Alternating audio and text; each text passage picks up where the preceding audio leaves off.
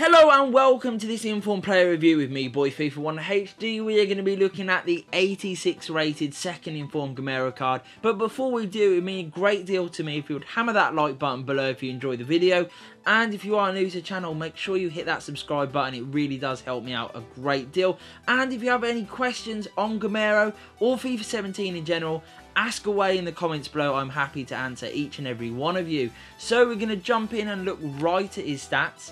And as you can see, there's a lot to love already. You know, his attack positioning is superb.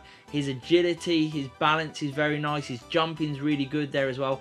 And his reactions. Composure also pretty high there as well. Ball control really solid. Finishing there at 92 is impeccable. Very, very good. Penalties, short passing, shot power. All very, very nice stats as you can see. As well as volleys there. We move on. 3-star weak foot, 3-star skills, medium work rates, which in all honesty, because of his high attack positioning, was not an issue for me. It was very rare that he was out of position, so don't worry about the medium work rates.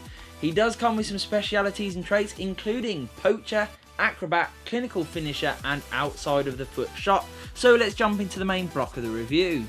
So my overall thoughts on 86 rated Gameiro were that he was an absolute boss. I mean, this card is so damn clinical in front of goal, it is unreal. He's brilliant. He finishes 9 times out of 10, if not more, which is exactly what you want from a player, you know, that costs this sort of money. You know, when you're buying an informed special card, you want them to feel special, and he does. He delivers. When he gets a chance, pretty much every time he scores it.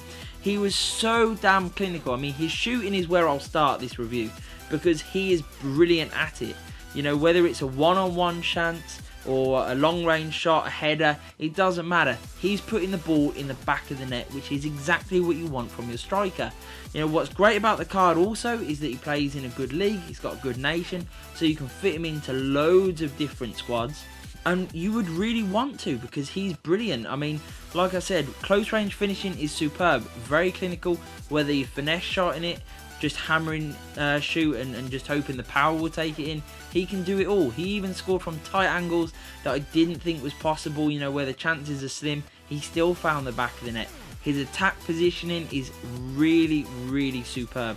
He makes great runs. He's always on the shoulder looking to get him behind.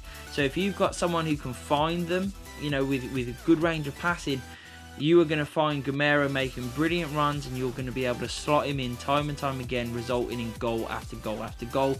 So overall, his finishing is brilliant, like I said. And what's great about his attack positioning, not only does he make good runs, he also finds space well at crosses. You know, so whether it's a corner, whether it's a free kick, or just an in-game cross, he makes that little bit of yard for himself where he can then get up, rise well, and just put the ball in the back of the net.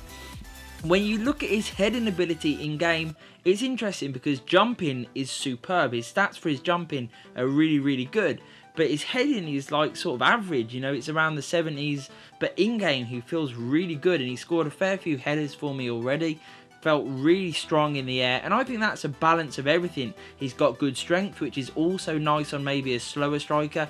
He can hold the ball up well, and he's strong in the air. He's got good agility, so he rises well. He's got good jumping, and his overall finishing and heading accuracy all combines with his attack positioning to make him very lethal in the air, which is exactly what you want, and adds another dimension to his game, in my opinion.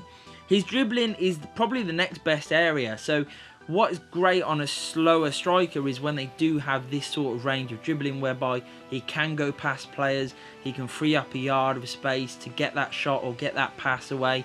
His passing also really up there, you know, and that's interesting because it means that you could play him in a range of positions, because his passing is really neat and tidy, and allows you to maybe use him at striker, which I would suggest because I think he did really well for me. But you could easily drop him back to centre forward, you could easily use him at cam, and you were going to get one hell of a player no matter where you put him. His pace is the issue, and that's maybe why you'd want to consider dropping him back. But for me, if you apply the right sort of chemistry card on him, I don't think you'll have an issue at all.